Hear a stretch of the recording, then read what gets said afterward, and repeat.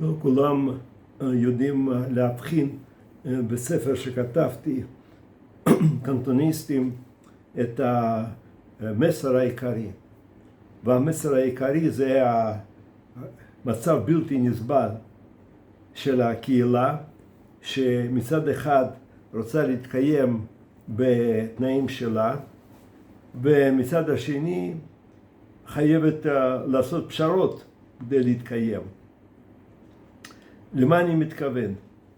כאשר יצא חוק גיוס נערים, אז בהתחלה קהילה מאוד מתאמצה למנוע את הגיוס הזה מתוך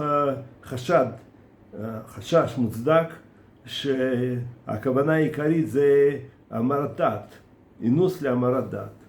אבל ברגע שנפל הפור ואי אפשר היה למנוע כבר את הגיוס, היה מדובר להציל את מה שאפשר.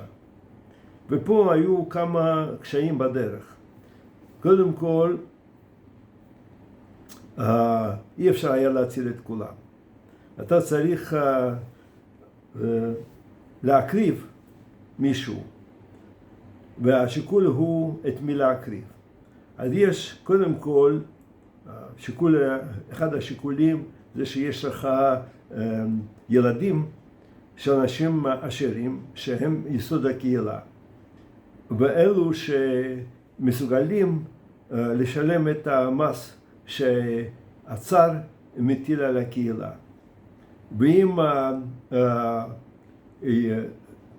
ואם לגייס אותם, אז ההורים לא ירצו יותר לתמוך בקהילה, ואז צריך לגייס ילדים מהמשפחות יותר עניות, ולפעמים זה גם מדובר על היתומים.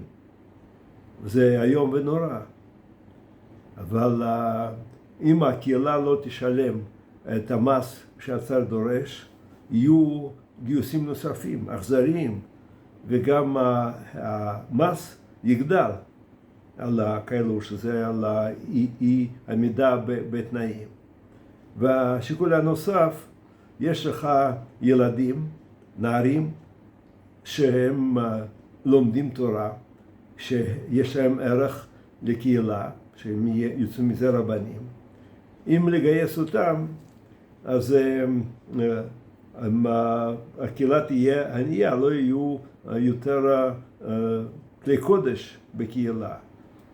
לכן ההחלטה הייתה להעדיף לגייס אנשים שלא כל כך מקפידים בשמירת מצוות, וגם אנשים שאין להם יכולת כספית לתמוך בקהילה. וזה ודאי דבר איום ונורא, כי אם כן מדובר על חוסר שוויון ועל פגיעה, מה שאומרים בימינו, בשכבות החלשות. ובדרך כלל כאשר יש גם עניין של החזקים בקהילה, פה מתערב השיקול האגואיסטי עצמי. כאשר אתה לא יכול לעשות את השיקול הכללי, השוויוני, כן? לעשות דברים שהם לשם שמיים, ובעלי המאה הם מכתיבים את התנאים. ואז מתוך זה יוצא שגוברת שחיתות, גוברת ההתעללות באנשים חסרי יכולת. אז מה לעשות? כלומר, מה אפשר לעשות בתנאים כאלו? לעמוד ולהתנגד להחלטה של השלטונות אי אפשר.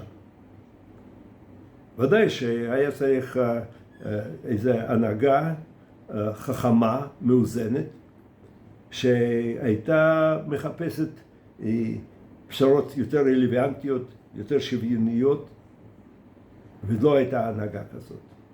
בכל קהילה, הכוח המאה, האנשים העשירים שולטים במצב, והם אגואיסטים, והם דרסנים.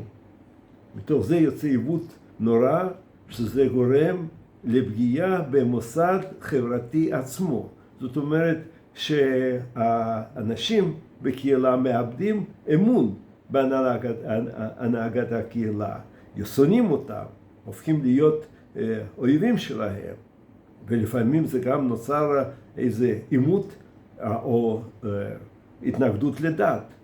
אם אתם רבנים, גבאים, אלו שמנהלים את הקהילה, מתנהגים ככה בחוסר צדק, אני לא רוצה להיות קשור אליכם, ואני אחפש פתרונות אחרים.